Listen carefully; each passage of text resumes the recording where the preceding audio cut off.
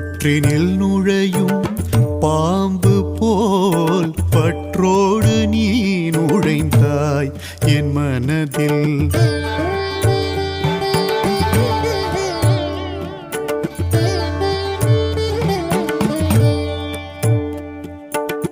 புற்றினில் நுழையும் பாம்பு போல் பற்றோடு நீ நுழைந்தாய் என் மனதில்.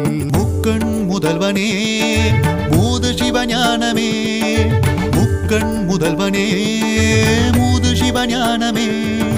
திக்கினை பக்தியோடு பரம்பொருளை நாடும் திக்கினை, திக்கினை பக்தியோடு பரம்பொருளை நாடும் திக்கினை.